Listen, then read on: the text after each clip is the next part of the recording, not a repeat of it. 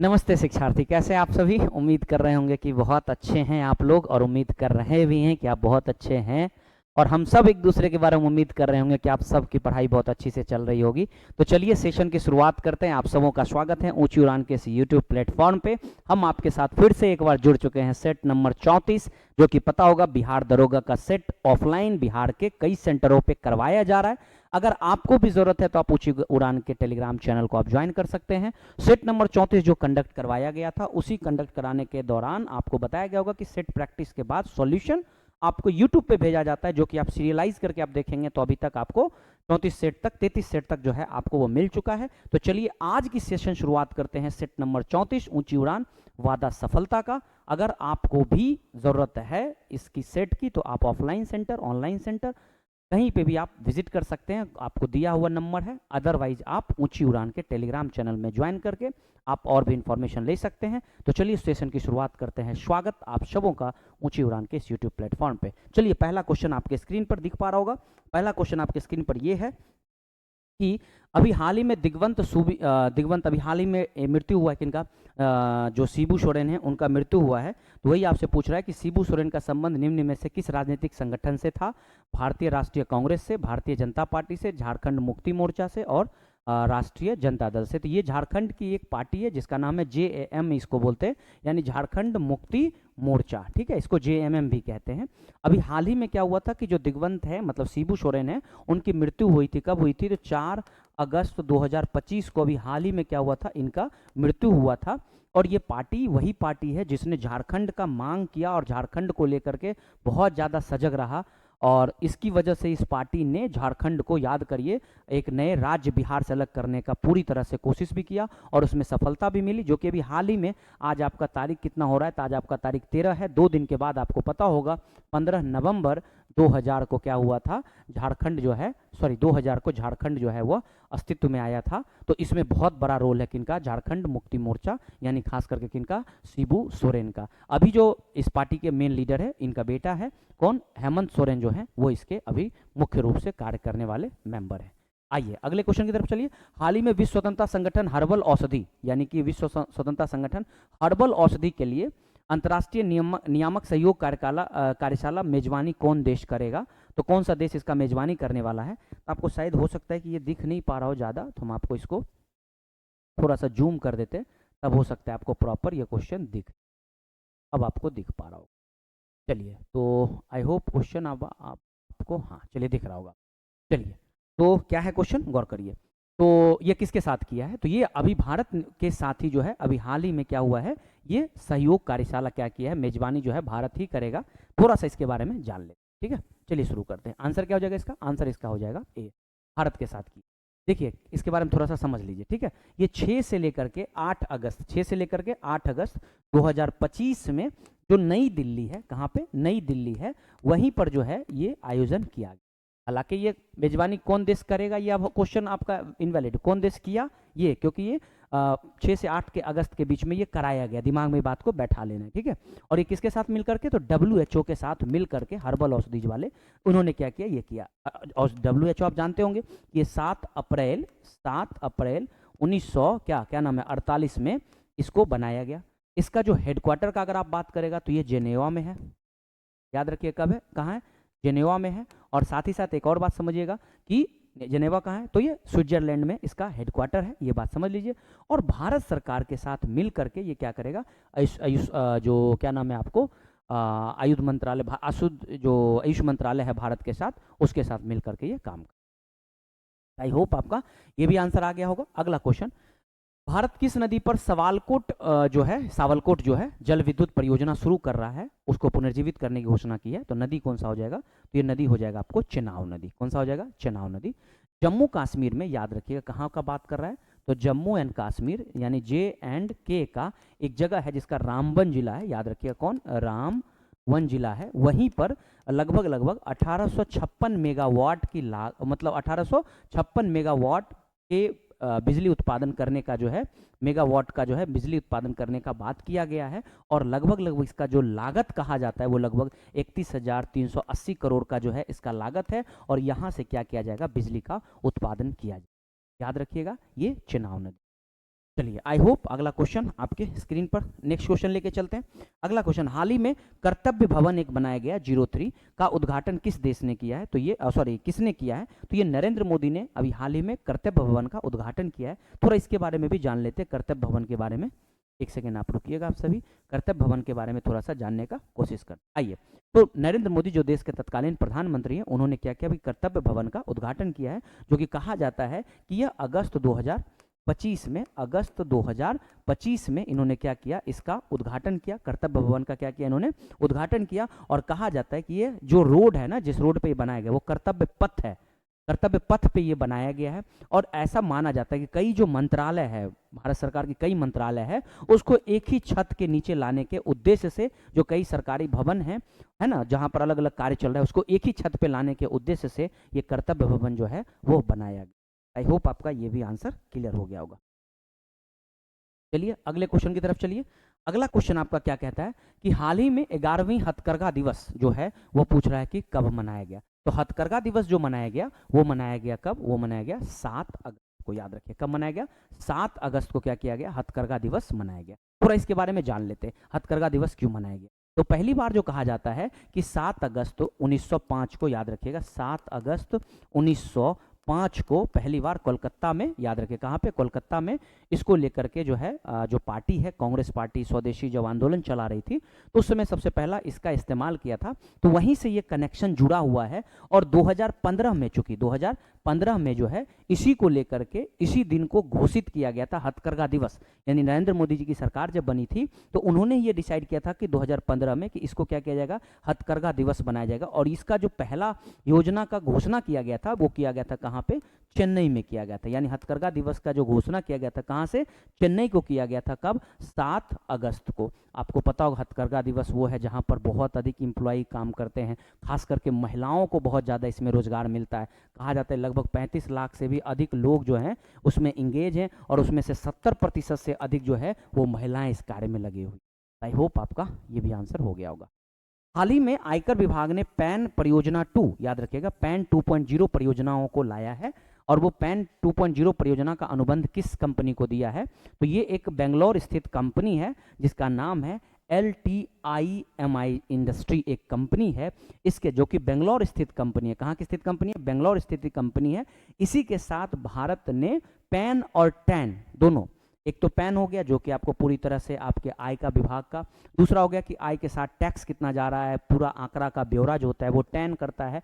तो ये आय का दोनों, पैन और टैन दोनों को मिल करके ज़्यादा से ज़्यादा और बेहतर परफॉर्मेंस किया जा सके, आय से संबंधित चीज़ों को और पारदर्शिता लाया जा सके, इसको ध्यान में रखते हुए लगभग कहा जाता है 1435 करोड़ की लागत से ये कार्य शुरू किया जा रहा है। और ऐसा माना जाता है कि 18 महीने में इस कार्य को पूरा कर लिया जाएगा।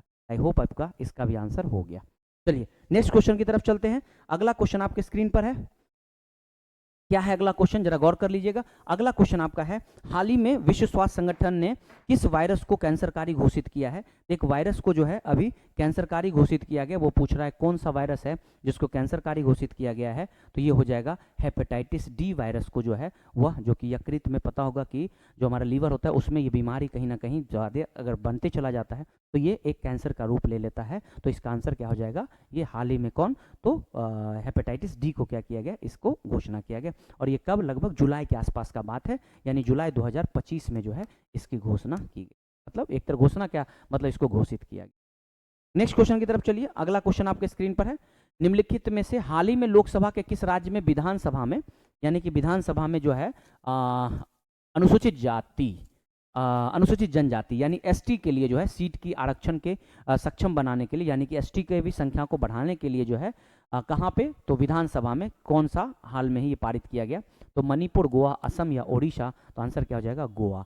गोवा में अभी हाल ही में जो प्रमोद सावंत है उन्होंने, प्लस जो वहाँ जो गोवा में प्रमोद सावंत है उन्होंने ये विधेयक पारित कराने के लिए जो है लोकसभा में ये किया, और वहाँ पर लोकसभा में इसको लेकर के पारित किया।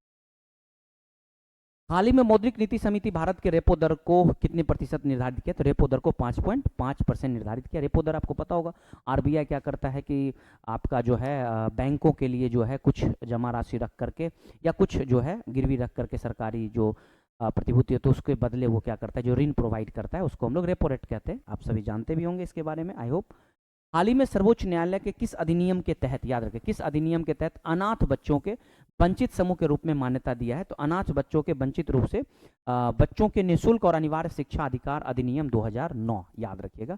इसी को क्या किया गया, वंचित समूह के रूप में इसे रखा गया। ये याद रखिएगा। 21A में इसको फंडामेंटल राइट में 2002 में 86वें संविधान संशोधन के तहत इसको फंडामेंटल राइट में डाल दिया गया था, और फिर इसे अधिनियम के तौर पे पूरी तरह से कानूनी रूप से इसे मान्यता दिया गया। और ये कानूनी रूप से मान्यता इसको कब मिला, तो ये मिला 2009, और 2010 से ये कार्य करना शुरू कर दिया। नेक्स्ट क्वेश्चन की तरफ चलते हैं हम लोग। अगले क्वेश्चन की तरफ हम लोग चलेंगे। तो अगला क्वेश्चन क्या है हमारा, जरा इसको देख लेते हैं। ठीक है, अगला क्वेश्चन क्या है हमारा? तो अगला क्वेश्चन आपके स्क्रीन पर, एक सेकंड रुकिएगा। चलिए आइए गौर करते हैं अगला स्क्रीन पे क्वेश्चन क्या है, थोड़ा उसको लेके चलते हैं।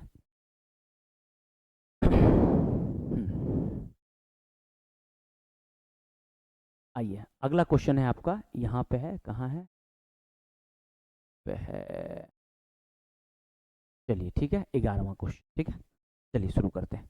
तो हाल ही में विश्व खेलों का 12वां संस्करण आयोजन कहाँ किया गया? तो विश्व खेलों जो आयोजन कराया गया, ये कहाँ पर कराया गया? तो ये किया गया है आपको जगह है एक, चेंगदू एक जगह है, कहाँ पे, चीन में, वहीं पर ये आयोजन कराया गया। और ये कहा जाता है कब आयोजन कराया गया? तो ये 7 से लेकर के 17 अगस्त, याद रखिए, कहाँ से 7 से लेकर कब तक? 17 अगस्त को जो है ये आयोजन कराया गया। और इसमें ये कहा जाता है कि वो खेल शामिल होंगे जो खास करके ओलंपिक में शामिल नहीं किया गया, वैसे खेलों को इसमें रखा जाएगा, उसके उद्देश्य से जो है इसको शुरू किया गया। क्लियर हो गया होगा, आई होप। अगला क्वेश्चन आपका कह रहा है कि हाल ही में भारत के nickel copper platinum group element, याद रखिएगा, जिसको PEG हम लोग कहते हैं, प्लेटिनम कॉपर निकेल ग्रुप जो है वो कहा जाता है कि खनिज भंडार की खोज कहाँ हुई है? तो आई ऑप्शन इसमें आपको थोड़ा सा उल्टा डाल दिया गया है। इसमें आंसर क्या हो जाएगा? इसमें आंसर हो जाएगा आपको छत्तीसगढ़। क्या हो जाएगा इसका? छत्तीसगढ़। आपको ये ऑप्शन शायद लगता है गलत दे दिया है। छत्तीसगढ़ का एक जगह है समुद्रम, एक जगह है, एक बार दिमाग में बैठा लीजिए, ये जगह जो है वो कहाँ पर है? तो छत्तीसगढ़ में एक जगह है महासमुंदरम, एक जगह है, वहीं पर जो है इसको किया, खोजा गया। महासमुंदर एक जगह है, समुद्र, वो वहीं पर ये खोजा गया है, और ये छत्तीसगढ़ का भाग है, ये दिमाग में बैठा लीजिएगा। आई होप आपका ये क्लियर हो गया होगा। नेक्स्ट क्वेश्चन, इसको PEG के नाम से भी हम लोग जानते हैं। ठीक है, अगला क्वेश्चन, हाल ही में भारत के, हाँ ये हो गया, हाल ही में प्रतियोगी परीक्षा की तैयारी कर रहे छात्रों के लिए भारत ने पहला AI संचालित लर्निंग ऐप टूटोज किसने लॉन्च किया है? आपसे पूछ रहे टूटोज किसने लॉन्च किया है? तो इसके दिमाग में आप बैठा लीजिएगा कि टूटोज की जो घोषणा की है, एक सेकंड रुकिएगा, एक मिनट,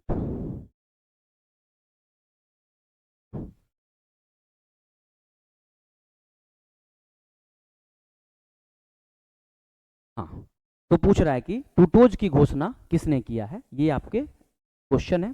ठीक है, और शायद मेरे हिसाब से जो आपको क्वेश्चन मिला होगा उसमें हो सकता है ये चेंज हो, क्योंकि हमको जहाँ तक दिख पा रहा है ये क्वेश्चन में शायद आपको टूटोज वाला क्वेश्चन ना दिखा हो, शायद हो सकता है। ठीक है, एक मिनट, हाँ शायद दिखा भी हो, नहीं भी दिखा हो, खैर चलिए। तो क्या हो जाएगा? IIT बॉम्बे, IIT यानी शिक्षा मंत्रालय, या फिर क्या नाम है आपको, टाटा कंसल्टेंसी सर्विस। एक सेकंड रुकिएगा, क्वेश्चन को एक मिनट हम लोग देख लेते हैं, रुकिएगा। हाँ हाँ, तो ठीक है, चलिए। तो आई होप क्वेश्चन में थोड़ा सा हमको लग रहा था कि कहीं दूसरा क्वेश्चन डाला हुआ है, लेकिन नहीं, ठीक है क्वेश्चन। तो ये किया कौन? IIT पलक्कर, जो हमारे धर्मेंद्र प्रधान है शिक्षा मंत्री, उन्होंने इस बात की घोषणा की है, और ये IIT पलक्कर के द्वारा बनाया गया। ये खास करके जो ग्रामीण क्षेत्रों में लोग रह रहे हैं, उन ग्रामीण क्षेत्रों में रह रहे बच्चों के लिए नीट और JEE तैयारी को और आसान बनाया जा सके, इसके लिए टूटोज लॉन्च किया गया। हाल ही में 2025 में SCO शिखर सम्मेलन कहाँ आयोजित किया गया? तो समरकंद उज्बेकिस्तान, या फिर अस्ताना तजाकिस्तान, या तियानजिन चीन। ये कहाँ किया गया? तियानजिन चीन में इसका आयोजन किया गया। और ये कब आयोजन किया गया? तो याद रखिएगा 31 अगस्त से लेकर 1 सितंबर के बीच में ये कराया गया था। और ये कहा जाता है कि यह एक 25वीं जो है वह बैठक है, एक तरह से कह सकते हैं। और अगर आपसे पूछे कि इसकी स्थापना कब हुई है SCO की, तो साल 2001 में क्या हुआ है? इसकी स्थापना हुई है। और भारत जो है 2017 में क्या हुआ? इसका सदस्य बना है। आई होप ये भी कर लीजिएगा आंसर। अगला क्वेश्चन है, हाल ही में रविंद्रनाथ टैगोर जो है उनकी 84वीं पुण्यतिथि कब मनाई गई है? तो 15 अगस्त, 21 जुलाई, 7 अगस्त या 5 सितंबर। तो आंसर क्या हो जाएगा 7 अगस्त को ये इनको क्या किया गया, इनका ये मनाया गया 7 अगस्त, चूंकि 7 अगस्त 1941 की इनकी मृत्यु हो गई थी, तो इसी डेट को क्या किया जाता है, पुण्यतिथि के तौर पे मनाया जाता है, और ये 84वां। Doctor APJ Abdul Kalam science city उद्घाटन कहाँ हुआ है, तो ये साइंस सिटी जो उद्घाटन हुआ ये बिहार के पटना में, बिहार के पटना में जो मोइनुल हक स्टेडियम है, मोइनुल हक स्टेडियम उसके जस्ट बगल में जो है इसकी जो है ये उद्घाटन की गई है। तो आई होप इसका भी आंसर आप समझ गए होंगे। इसका आंसर क्या हो जाएगा आपको, ये हो जाएगा डी हो जाएगा। चलिए अगले क्वेश्चन की तरफ चलिए। नेक्स्ट क्वेश्चन आपका क्या कहता है कि बिम्स्टेक, याद रखिएगा क्वेश्चन क्या है आपका, बिम्स्टेक युवा नेताओं का शिखर सम्मेलन 2025 कहाँ आयोजित किया जाएगा, किया गया, तो ये दिल्ली, पटना, गुवाहाटी या भोपाल। तो ये आंसर हो जाएगा क्या, गुवाहाटी। याद रखिएगा जो बंगाल की खाड़ी है, दिमाग बैठा लीजिए क्या बात कर रहे हैं, बंगाल की खाड़ी, बंगाल की खाड़ी जो है उसके जो क्षेत्र के आसपास के देश हैं, यानी बंगाल की खाड़ी का बहुत क्षेत्रीय जो तकनीकी रूप से मतलब एक तरह से देशों को आपस में जोड़ने के लिए इस तरह का एक संगठन बनाया गया है, जिस संगठन के बारे में आप जानते हैं, इस संगठन की स्थापना 1997 में, बिम्स्टेक की स्थापना कब हो चुकी है, 1997 में, जिसको बैंकॉक घोषणा के भी नाम से हम लोग इसको जानते हैं।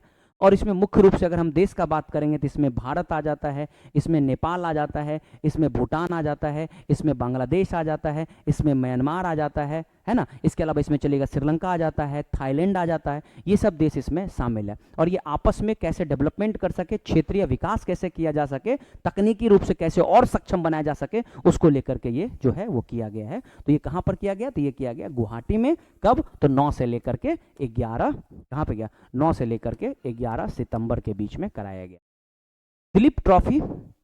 दिलीप ट्रॉफी का 62वां संस्करण का खिताब किसने जीता, तो इसने सेंट्रल जोन ने जीता। किसने जीता, तो सेंट्रल जोन ने जीता। किसको हराया भैया, तो इसने क्या किया है कि सेंट्रल जोन ने कहा जाता है कि यह मतलब एक मैच है, पता होगा, दिलीप ट्रॉफी यह कराया जाता है जो कि सेंट्रल जोन के द्वारा जीता गया, और इसके कप्तान जो थे वो रजत पाटीदार थे। और इन्होंने किसको, तो साउथ जोन को नहीं दिया, इसमें आपको जान लीजिएगा, साउथ जोन को इन्होंने 6 विकेट से क्या किया था, हराया था। और अगर इसका पूछे मैन ऑफ द सीरीज, ये आपसे पूछ सकता है मैन ऑफ द सीरीज, तो सारेश जैन जो हैं उनको मैन ऑफ द सीरीज दिया गया। आई होप आपका ये भी क्लियर हो गया होगा। रूस 2026 तक किस ग्रह पर वेनेरा डी मिशन भेजने की घोषणा की है, तो वेनेरा डी मिशन भेजने की घोषणा रूस 2026 तक शुक्र पर जो है वेनेरा डी मिशन भेजा जाएगा। और ये कब भेजा जाएगा, तो इसका दिमाग में आप बैठा लीजिए, ये अभी नहीं भेजा जाएगा, ये एक बहुत लंबा प्रोग्राम है, ये 2034-2036 के बीच का प्लान चल रहा है। और जहां पर शुक्र ग्रह से रिलेटेड जो है और ज्यादा खोज किया जा सके, शुक्र ग्रह से रिलेटेड जो है और ज्यादा मतलब डेवलपमेंट किया जा सके, शुक्र पर और ज्यादा रिसर्च किया जा सके, इसको लेकर के जो है ये वेनेरा डी किया जाएगा। कौन सा ग्रह हमारे सौरमंडल का दूसरा सबसे बड़ा ग्रह है, जिसका चारों ओर से सबसे चमकीले विलय है, तो ये याद रखिएगा, सबसे जो बड़ा ग्रह है वो आपको बृहस्पति है, जबकि दूसरा सबसे बड़ा ग्रह कौन है, शनि है। और यही शनि जो है उसके चारों ओर क्या है बताइए, चमकीला वलय है। आई होप आपका क्लियर हो पा रहा होगा, ध्यान से जरा सुनिएगा, क्लियर हो गया होगा सबका, ठीक है। तो ये आपका हो जाएगा। उसके बाद एक क्वेश्चन लगता है मेरे हिसाब से छूट गया, क्या रूस वाला ऑप्शन कहाँ आया था, ये 2026 किस ग्रह तक होगा, और सीन चंगाई एक देखिए ये क्वेश्चन आपका एक छूट गया। कौन क्वेश्चन छूट गया, संघाई संगठन एससीओ की बैठक की वैश्विक शासन पहल जो है वो चीन की है। तियानजिन में जो मीटिंग हुआ था, इसी को लेकर के ये हुआ। और इसमें ये कहा जाता है कि विश्व स्तर पर जो एससीओ है उसकी और ज़्यादा जो है मानकता को बढ़ाया जाए, विश्व स्तर पे भी ये और बेहतर काम कर सके, इसको लेकर के ये किया जा रहा है। फिर अगला क्वेश्चन है आपका कि गर्मियों के महीनों में, तो उसके बाद 21 का आंसर क्या हो जाएगा आपका, वो शनि हो जाएगा। याद रखिएगा 21 का जो आंसर हो जाएगा क्या हो जाएगा, वो शनि हो जाएगा, ठीक है। शनि जो है वो कहा जाता है कि मतलब सबसे दूसरा बड़ा ग्रह है, जिसके चारों ओर क्या है। हाँ, अब सवाल ये आता है कि गर्मियों के महीनों में पूर्वी जेट धारा जो है प्रायद्वीप भारत के ऊपर, तो पूर्वी जेट धारा गर्मी के दिनों में खास करके 14 से लेकर के 14 डिग्री नॉर्थ जो है अक्षांश है उस पर ये बहती है, ये दिमाग में बैठा लीजिएगा। सूर्य और चंद्रमा के आकर्षण के कारण, यानी सूर्य और चंद्रमा दोनों का ग्रेविटेशनल फोर्स है, इसके आकर्षण के कारण जो है जो हमारा समुद्र है वह क्या करता है, लहर मारता है, जो बहुत तेज से, आप ज्वार और भाटा शब्द सुने होंगे। तो ये पूछ रहा है कितनी बार चढ़ता उतरता है, तो ये 2 बार चढ़ता और उतरता है। क्लियर हो गया होगा। महासागरीय अम्लीकरण, पृथ्वी के महासागर में पीएच को निरंतर कमी है, जो वायुमंडल के डैश तेज होने के कारण होता है। तो जरा गौर कर लीजिएगा इसका आंसर, 1 मिनट रुकिएगा, चलिए तो इसमें क्या हो जाएगा, कार्बन डाइऑक्साइड हो जाएगा, ये दिमाग में बैठा लीजिएगा। और आपसे पूछे कि पीएच वैल्यू कितना होता है किसका, तो पीएच वैल्यू अगर आपसे पूछे, एक सेकंड रुकिए, पीएच वैल्यू कितना होता है, तो पीएच वैल्यू आपको समझ लेना है, जो आपको किसका, महासागर का अगर पीएच वैल्यू पूछ दे, महासागर का अगर आपको पीएच वैल्यू पूछ दे, तो महासागर का पीएच वैल्यू होता है 8.1 होता है। चलिए, निम्नलिखित में से कौन सी नदी पूर्व की ओर बहने वाली नदी है, तो पूर्व की ओर बहने वाली नदी जो है वो गोदावरी है, याद रखिए गोदावरी जो है वो पूर्व की ओर बहने वाली नदी है। बाकी जितनी भी नदी है, महाई नदी, नर्मदा नदी, तापी नदी, इस सब का बहाव जो है वो पश्चिम की ओर है। एकमात्र ये नदी है जो क्या करता है, पूर्व की ओर बहती है। इसे वृद्धगंगा या फिर इसी को वृद्धगंगा या दक्षिण गंगा के नाम से भी इसको जाना जाता है।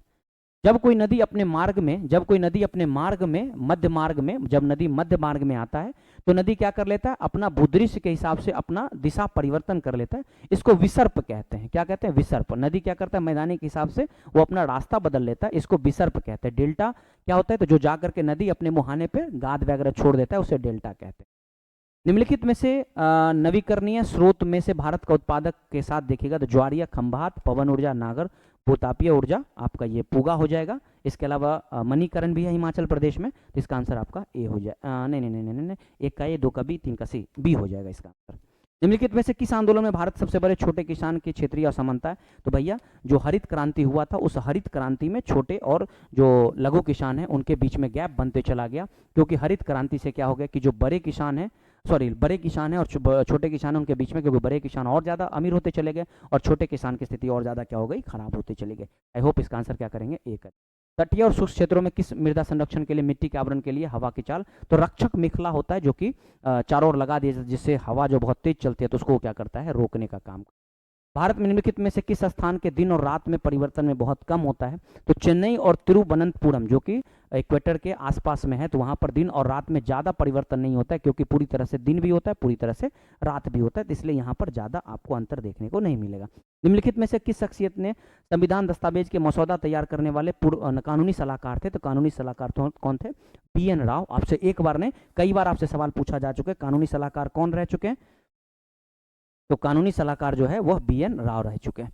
निम्नलिखित में से कौन से शख्सियत जो है इसके अलावा बात करेंगे, क्या क्वेश्चन है कि भारतीय संविधान में आपातकालीन की जो प्रावधान है भारत सरकार के किस अधिनियम से अधिकृत है, तो आपातकालीन जो है भारत सरकार के अधिनियम 1935 से जो है इसको लिया गया है। आई होप इसका भी आंसर आप कर लीजिएगा। निम्नलिखित में से किस संशोधन अधिनियम के द्वारा 21A को समाहित किया गया, तो 86वां संविधान संशोधन, अभी जस्ट आपको हम पढ़ाए थे, 86वां संविधान संशोधन 2002 में किया गया। उसके तहत ही क्या किया गया कि 21A को क्या किया गया, जोड़ा गया था, जो कि बाद में अधिनियम के तौर पर 2009 में आया।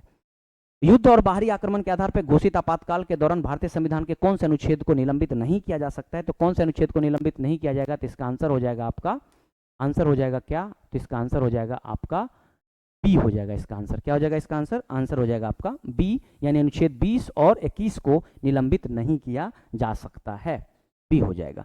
भारत के सार्वजनिक उपकरण में समितियों में कितने सदस्य होते हैं, तो इसमें टोटल 22 सदस्य होते हैं उपकरण समितियों में, जिसमें 15 जो होते हैं वह लोकसभा से होते हैं और 7 जो होते हैं वो राज्यसभा से होते हैं। राज्य विधानमंडल पीठासीन अधिकारी अध्यक्ष, पीठासीन जो चुनाव कराते हैं उसमें प्रेजाइडिंग ऑफिसर जो होते हैं वह बताता है कौन नियुक्त करता है, तो ये जो होते हैं कौन नियुक्त करता है, तो विधान परिषद, विधानसभा के सदस्य। आपसे ऑप्शन क्या पूछ रहे हैं जरा गौर कर लीजिएगा कि जो पीठासीन, आपको पता होगा कि जब हम चुनाव कराते हैं तो चुनाव कराने में आपका क्या होता है कि 3 लेवल का बना होता है टीम, जिसमें से P1, P2, P3 देखते होंगे, प्लस क्या होता है, प्रेजाइडिंग ऑफिसर होता है। ठीक है, तो सवाल आपसे ये पूछा है कि जो प्रेजाइडिंग ऑफिसर होते हैं उस प्रेजाइडिंग ऑफिसर को कौन नियुक्त करता है, यही आपसे सवाल पूछ रहा है। आई होप आपका यही सवाल पूछ रहा होगा ना, हाँ यही पूछ रहा है आपसे। तो क्या हो जाएगा इसका, तो ऑप्शन आप किसके साथ चले जाइएगा, तो मेरे हिसाब से आप इसमें चले जाइएगा मंत्रिपरिषद, विधानसभा के सदस्य के साथ चले जाइए। प्रत्येक राज्य का गणतंत्र दिवस अपनी राजधानी में जो झंडा फहराता है, पूछ रहा है कौन सा फहराते हैं, तो ये जो राज्यपाल होते हैं राज्य के वो फहराते हैं, और वही अगर आपसे देश में पूछेगा तो राष्ट्रपति फहराते हैं। उच्च न्यायालय की स्थापना कब हुई, तो भारत में जो उच्च न्यायालय की स्थापना, दिल्ली का उच्च न्यायालय की स्थापना अगर आपसे बात करें तो दिल्ली उच्च न्यायालय की स्थापना कब हुई, तो 1966 में हुई, याद रखिएगा। और 1862 के आसपास में तीन जो है वह न्यायालय की स्थापना हुई थी, जिसमें मुंबई, मद्रास और कोलकाता आप जानते होंगे। सर्वोच्च न्यायालय के निम्नलिखित में से कौन सा अधिकार जिसे केंद्र और राज्य के बीच में राज्यों के निपटान के लिए किया जाता है, तो केंद्रीय और राज्य, एक मिनट रुकिएगा, क्वेश्चन क्या है आपका कि सर्वोच्च न्यायालय का निम्नलिखित में से कौन सा अधिकार है जो केंद्र और राज्य के बीच विवादों को निपटाने का अनुमति देता है? तो अपीलीय है, सलाहकार है, मूल है या रिट है? तो ये मूल होगा, क्योंकि इसके जो है ना सलाहकारीय नहीं होगा, अपीलीय भी नहीं होगा, मूल है, यानी चूंकि केंद्र और राज्य के बीच का मामला है ये। भारत निर्वाचन आयोग अपने इतिहास में पहली बार किस वर्ष बहुसदस्यीय बना? तो ये बना कब? 1989 में, जस्ट चुनाव के पहले। और फिर चुनाव के बाद, ये चुनाव के पहले बना था, पहले एक सदस्य हुआ करता था, फिर बना क्या? बहुसदस्य। फिर जस्ट चुनाव के बाद, जस्ट चुनाव जैसे 89 वाला खत्म हुआ तो चुनाव के जस्ट बाद जो है ये फिर बन गया एक सदस्य। फिर साल 1993 में फिर से बन गया ये बहुसदस्य, जो आज तक जो है ये चल रहा है बहुसदस्य। आई होप आपका क्लियर हो गया। बाकी यहाँ से आपको आदित्य सर लेकर के चलेंगे। तो चलिए मिलते हैं अगले वीडियो में। अपना ख्याल रखिए, पढ़ते रहिए। ऊंची उड़ान, वादा सफलता का। तो बहुत बहुत स्वागतम आप लोगों को, जय हिंद। और ये ऊंची उड़ान का एक अभियान चल रहा है और इस अभियान में हम लोग उस सपने तक पहुंचने का एक प्रयास कर रहे हैं जो हम लोग कभी देखे हुए थे। तो उसी सपने तक पहुंचने के लिए कुछ सेट बनाया गया है, कुछ टेस्ट बनाए गए हैं जो आप लोग बनाते हैं और उसका एनालिसिस इस यूट्यूब प्लेटफॉर्म पे मिलता है। अभी तक हम लोग ये करंट अफेयर्स, भूगोल, राजनीतिक विज्ञान को भली भांति देख लिए हैं सुमित सर के साथ। तो मेरा नाम आदित्य गौरव है। आप हमारे साथ इतिहास और अर्थशास्त्र के कुछ क्वेश्चंस को देखने के लिए जाएंगे। तो आगे का जो 30 क्वेश्चन होगा वो हम लोग साथ में करेंगे। तो सबसे पहला क्वेश्चन अर्थशास्त्र से आता है। अर्थशास्त्र का एक क्वेश्चन बहुत ही अच्छा, और ये सवाल बहुत ही इजी है। इजी सवाल क्यों कह रहे हैं? क्योंकि एक देश में घरेलू क्षेत्र के भीतर उत्पादित सभी अंतिम वस्तुएं, मतलब जो अंतिम वस्तुएं होती हैं, सेवाओं या बाजार मूल्य जिसे एक वर्ष में मापा जाता है, एक वर्ष में सारे अंतिम वस्तुओं का माप करके आर्थिक गतिविधियों का पता लगाने के लिए कि हमारी आर्थिक गतिविधियां कैसी चल रही हैं, इसके लिए एक प्रदर्शन मापने के लिए क्या किया जाता है, वो जो मापने की जो प्रणाली है उसको क्या कहते हैं? तो ध्यान रखना है, उसको हम लोग सकल घरेलू उत्पाद कहते हैं। ये तो बच्चा आंसर जानता है कि ये सकल घरेलू उत्पाद है, जिसको जीडीपी कहा जाता है।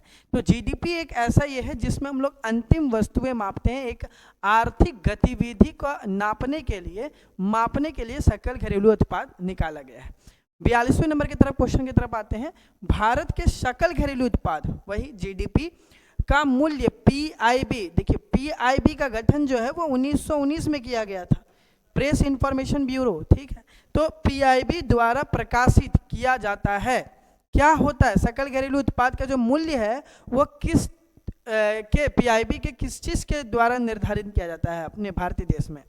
यूएस डॉलर के द्वारा, येन के द्वारा, यूनान के द्वारा या भारतीय रुपया के द्वारा? मतलब सकल घरेलू उत्पाद हमारा क्या होगा? वो पीआईबी जो है, जो 1919 में जो गठन किया गया है, उसका कहाँ से मूल्य निर्धारित किया जाता है? तो वो ना ही यूएस डॉलर से, हम लोग भारतीय यूएस डॉलर से अपनी जीडीपी को नहीं देखते हैं, येन से भी नहीं देखते हैं, युआन से भी नहीं देखते हैं, ये सब किससे देखते हैं? भारतीय रुपयों से देखते हैं। तो राइट आंसर इसका भारतीय रुपया हो जाएगा। अपनी आर्थिक गतिविधि को हम लोग भारतीय रुपयों से ही देखने का काम करते हैं।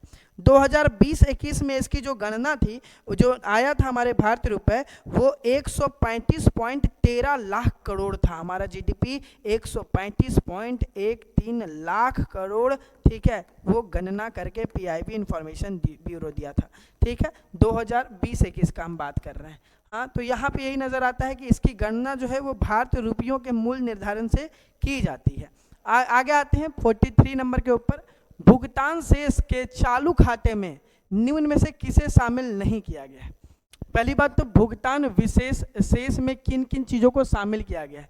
अगर हम किसी भी चीज़ का भुगतान करते हैं तो उनमें किन किन चीज़ों को शामिल किया गया है? तो सबसे पहले जो अब भी बाकी यहाँ पे आंसर आ जाएगा क्या चीज़ को शामिल नहीं किया गया है। तो अगर सबसे पहले इसकी बात की जाए तो उसमें संतुलन, सबसे पहले संतुलन, शुद्ध कारक आय और शुद्ध स्थानांतरण को शामिल किया गया है, ठीक है। तो ध्यान देना है कि शुद्ध संतुलन सबसे पहले, प्लस हमारा संतुलन आय, ठीक है, संतुलन आय और संतुलन हस्तांतरित भुगतान, ठीक है, हस्तांतरित भुगतान, इन सारे चीज़ों को शामिल किया गया है। मतलब सेवाओं में व्यापार, वस्तुओं में व्यापार, ये सब हमारी संतुलित आय में आ जाएगी। जो चीज़ शामिल नहीं हो रहा है वो निवेश में नहीं हो रहा है। फिर से याद रखना है, भुगतान शेष में संतुलन आय और संतुलन स्थानांतरित भुगतान, इन दोनों चीज को जोड़ करके ही हमारा क्या बनता है, भुगतान शेष बनता है। तो भुगतान शेष में जो एक चीज बच जा रहा है वो क्या है, निवेश, इसलिए इसका राइट आंसर क्या होगा, निवेश इसका राइट आंसर होगा। 44वें नंबर की तरफ बढ़ते हैं। भारतीय ग्रामीण बैंक अधिनियम किस वर्ष पारित किया गया? तो ग्रामीण बैंक जो है वो क्षेत्र ग्रामीण बैंक जो है, जिसकी गठन इसलिए कराई गई है ताकि वो ग्रामीण में किसान लोगों को ऋण उपलब्ध करा पाए। ग्रामीण एरिया में भी जो निजी व्यापार अगर कोई करना चाह रहा है, निजी उद्योग कोई खोलने चाह रहे तो उनको ऋण मिल पाए, इसकी गठन कब किया गया है? तो ध्यान रखना है ये भारतीय अधिनियम एक आया हुआ था हमारा, ठीक है, उस अधिनियम 1976 में किया गया था। तो ध्यान रखना है, आरबीआई एक अधिनियम लेके आई थी 1976 में, जो ए नंबर है, आरबीआई अधिनियम एक थी, आरबीआई अधिनियम 1976, उसी में ये चीज़ लाया गया था जिसमें क्षेत्र ग्रामीण बैंक अधिनियम थे और हर गांव में ऋण उपलब्ध कराने के लिए इस चीज़ का गठन किया गया था। वर्ष 1949, ठीक है, 1949 में डैश का राष्ट्रीयकरण किया गया है। बता दें इसका राइट आंसर क्या होगा। 45वें नंबर में हम लोगों को एक चीज़ देखने को मिलता है कि आरबीआई का जो गठन है, आरबीआई 1 अप्रैल, ठीक है, ये सब चीज़ प्लीज़ अपने कॉपी में लिख लीजिएगा, 1 अप्रैल 1935 को आरबीआई बन चुका था, लेकिन इसका राष्ट्रीयकरण जो है वो 1 जनवरी, ठीक है, 1 जनवरी 1949 को किया गया है, ठीक है। 1 जनवरी 1949 में ये आरबीआई का राष्ट्रीयकरण कर दिया गया है, लेकिन आरबीआई की जो स्थापना है वो 1 अप्रैल 1935 है। तो ध्यान रखना है इसमें आरबीआई मतलब क्या हो गया, भारतीय रिजर्व बैंक, ठीक है। तो भारतीय रिजर्व बैंक का ही राष्ट्रीयकरण किया गया है 1939 में। तो यहाँ पे क्या होगा, भारतीय रिजर्व बैंक। वह न्यूनतम राशि क्या है जिसे रियल टाइम्स ग्रॉस सेटलमेंट, मतलब कि आरटीजीएस सुने ही होंगे, कभी कभी अगर बैंक जाते हैं तो हम लोग एक आरटीजीएस करते हैं जिससे एक अमाउंट जो है वो दूसरे के खाते में चला जाता है।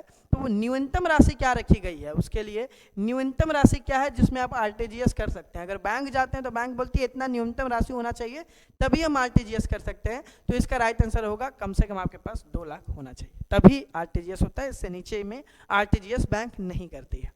47 नंबर की तरफ आते हैं। निम्नलिखित में से कौन भारत के 3 घरेलू, ठीक है, व्यवस्थित रूप से, घरेलू होगा यहाँ पे देख लीजिएगा, व्यवस्थित रूप से महत्वपूर्ण बैंकों में से एक है? एक बात फिर से बता दें कि हमारे पास 3 ऐसे घरेलू व्यवस्थित रूप से बैंक हैं जो इसमें कि हम लोग ये प्रयास करते हैं कि अगर उनका घाटा हुआ, उन बैंकों का अगर घाटा हुआ तो उससे राष्ट्र को भी प्रभाव पड़ेगा, उसी को कहा जाता है घरेलू बैंक। जो 3 बैंक हम लोग रखे हुए हैं वो है आरबीआई, आईसीआईसीआई और एचडीएफसी, ठीक है, सॉरी एसबीआई, एचडीएफसी और आईसीआईसीआई बैंक, ठीक है। ये 3 बैंक ऐसे हैं जिसको हम लोग घरेलू ये कहते हैं। अगर इसमें कोई प्रभाव पड़ता है तो हमारा मानना है कि राष्ट्र को भी प्रभाव पड़ सकता है, इसलिए तीनों बैंक में फेडरल बैंक की तो बात नहीं की गई, एक्सिस बैंक भी नहीं है क्योंकि वो एचडीएफसी, आईसीआईसीआई और एसबीआई है। तो उसमें से ध्यान देने वाली है कि एक एसबीआई ऑप्शन है। अगर इसमें एसबीआई के बदले नहीं एचडीएफसी भी रहता तो सही होता, आईसीआईसीआई भी होता तो भी सही होता। तो ध्यान रखना है कि जो इस बैंकों को अगर घाटा होता है तो भारतीय में भी घाटा देखने को मिलेगा। तो इस कारण से इसका राइट आंसर क्या होगा, एसबीआई, ए नंबर इसका राइट आंसर होगा। आगे बढ़ते हैं अपने 48वें नंबर की तरफ। निम्नलिखित में से कौन सा संस्थान भारत में पूंजी बाजार को विनियमित करता है? कौन जो है पूंजी बाजार को विनियमित करता है? ध्यान रखना है, सेबी का जो मुख्यालय है मुंबई है, लेकिन सेबी पूंजी बाजार को विनियमित नहीं करता है, ठीक है। तो इसको जो विनियमित करते हैं वो कौन है, IRDAI इसका राइट आंसर होगा, ठीक है, IRDAI इसका राइट आंसर होगा, क्योंकि पूंजी बाजार को अगर कोई नियमित करता है तो इन्हीं के द्वारा किया जाता है, जिसकी स्थापना 1999 में हुई है, ठीक है, 1999 में हुई है। इंग्लिश में ही इसको RDI को कहते हैं, insurance regulating and development authority of India, ठीक है। इंश्योरेंस रेगुलेटिंग, ध्यान रखना है, इंश्योरेंस रेगुलेटिंग, D से डेवलपमेंट, A से अथॉरिटी ऑफ, I से इंडिया, ठीक है। तो ध्यान देना है, insurance regulating development authority of India, यही IRDAI है जिसका गठन 1999 में किया गया था। तो यही है जो पूंजी बाजार पर जो है वो विनियमित नहीं करती है, और RBI से भी वित्त मंत्रालय ये लोग कर सकती है। आते हैं भारत के सार्वजनिक क्षेत्र में, ठीक है, भारत के सार्वजनिक क्षेत्र में उद्यमों में ONGC जिसमें 17 देश शामिल है तेल व्यापार के लिए, एवं प्राकृतिक गैस निगम के सहायक कंपनी कौन सी है? इसमें ONGC में सहायक कंपनी कौन सी है? शशि थरूर शशि थरूर कह रहे हैं, शशि शंकर करके एक इंसान है जो अध्यक्ष बने हुए हैं। 17 देश इसमें शामिल है जिसमें तेल का विनिमय के ऊपर बात किया जाता है। तो 17 देश शामिल है, बहुत सारे देश शामिल है, तो इसका मतलब क्या होगा? विशेष नहीं, बस इसमें ऑप्शन सारे गलत थे। विशेष, विनेश, विधेय नहीं होगा, विदेश होगा, क्योंकि इसमें 17 देश शामिल है, बहुत सारे विदेश के लोग शामिल हैं। इसी में तेल विनिमय के ऊपर बात की जाती है। किस गठन ने मानव विकास रिपोर्ट प्रकाशित किया है? ठीक है, मानव विकास रिपोर्ट बता दें क्या होता है। मानव विकास रिपोर्ट की आखिरकार देश में जितनी गरीबी है उनके ठीक करने के लिए, ठीक है, 170 देश इसमें शामिल हैं, ध्यान रखना है। और 170 देश इन्हीं चीज़ों का चेक करती है, उसको मदद पहुंचाने का काम करती है। ये तकरीबन हमारा 1990 के ही प्रणाली से देखने को मिलता है कि इसकी शुरुआत जो है वो चल रही है, और ये जो है वो यूनाइटेड नेशन के तहत कराया जाता है। ठीक है, तो ये यूनाइटेड नेशन के तहत कराया जाता है, और इसमें हमें क्या देखने को मिलता है कि यूनाइटेड नेशन के द्वारा कराया जा रहा है। तो WTO नहीं होगा क्योंकि वर्ल्ड ट्रेड ऑर्गेनाइजेशन हो जाता है, ILO लेबर वाले ग्रुप्स में भी नहीं होंगे, वर्ल्ड बैंक भी नहीं, बल्कि यूनाइटेड नेशन अगर कराता है तो UNDP इसका राइट आंसर होगा।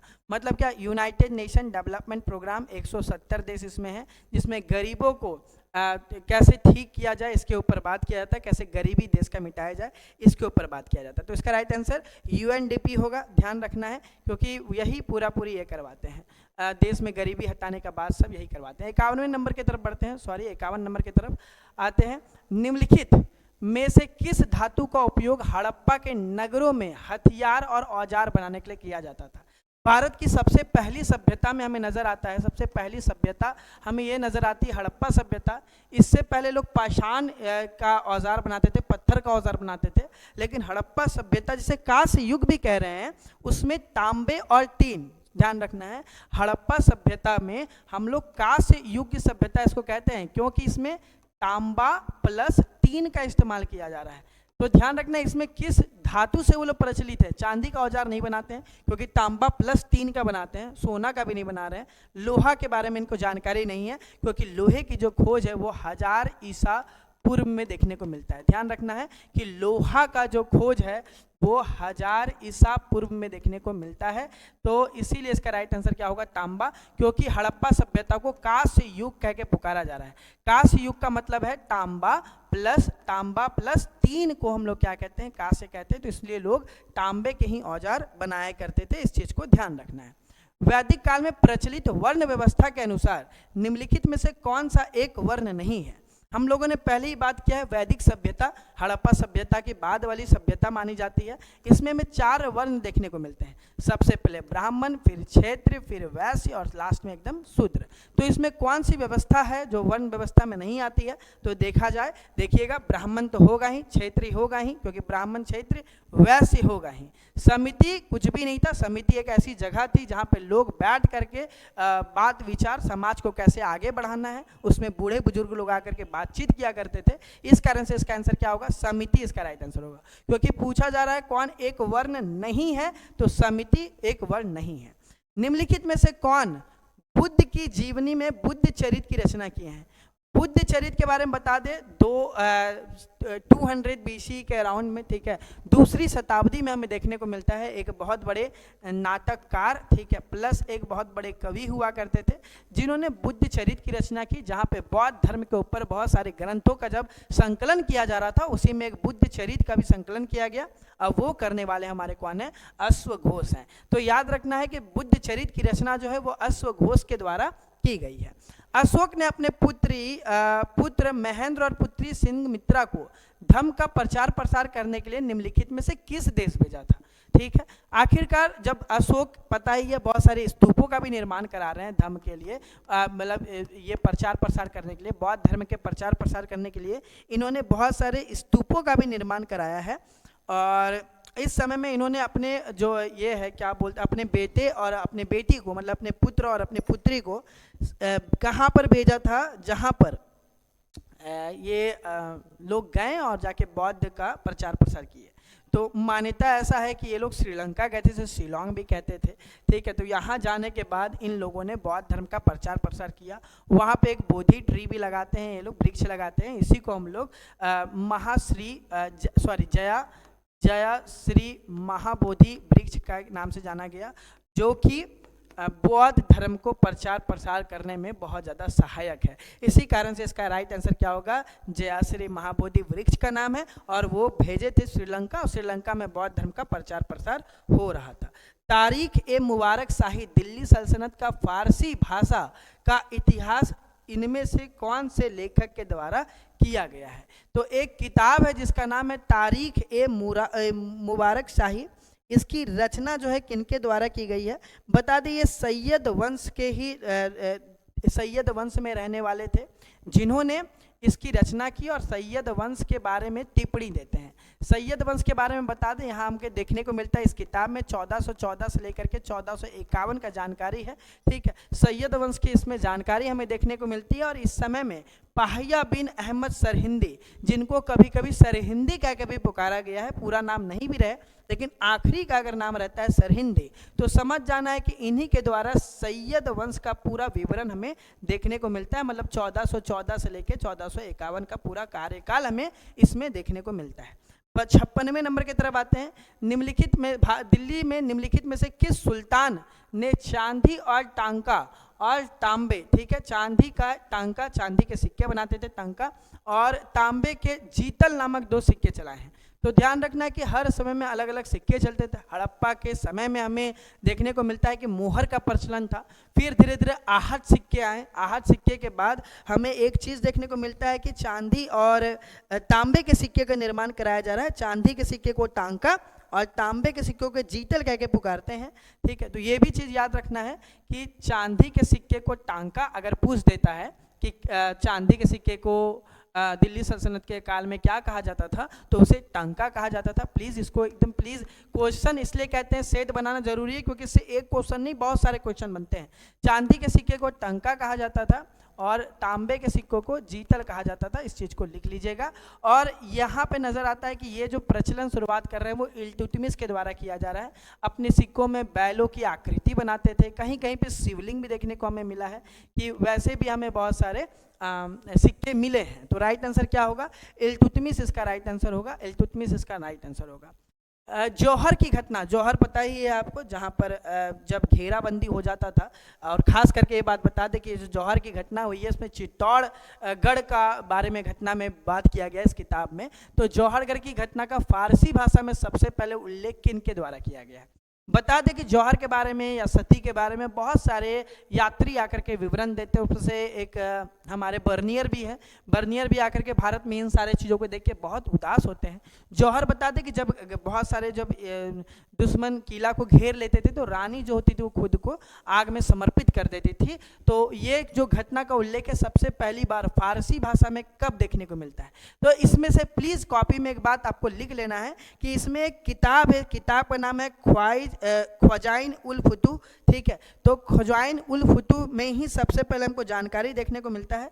चित्तौड़गढ़ हम तुमको पहले ही बता चुके हैं, तो ख्वाजाइन उल फुतू किताब में देखने को मिलता है सबसे पहली बार। ख्वाजाइन उल फुतूह में हमें सबसे पहली बार जानकारी देखने को मिलती है। तो ख्वाजाइन उल फुतूह किताब में सबसे पहले जौहर का जिक्र फारसी भाषा में देखने को मिलता है, और ये हमारे किए हैं आमिर खुसरो। तो अगर सवाल ये भी बन जाता है कि ख्वाजाइन उल फुतूह के रचनाकार कौन है, तो ध्यान रखना है कि इसके रचनाकार जो हैं वो आमिर खुसरो हैं, ठीक है, आमिर खुसरो हैं।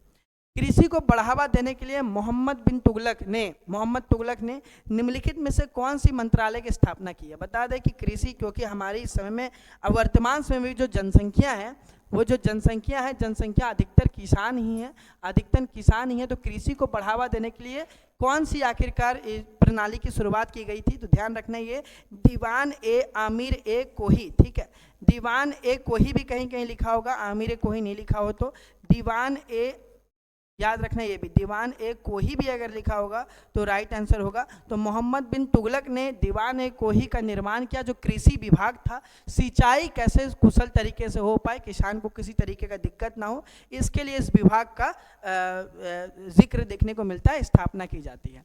59 नंबर 57 पे आते हैं। प्रेस और पुस्तक register, press and registration of books, PRB अधिनियम किस वर्ष लागू किया गया?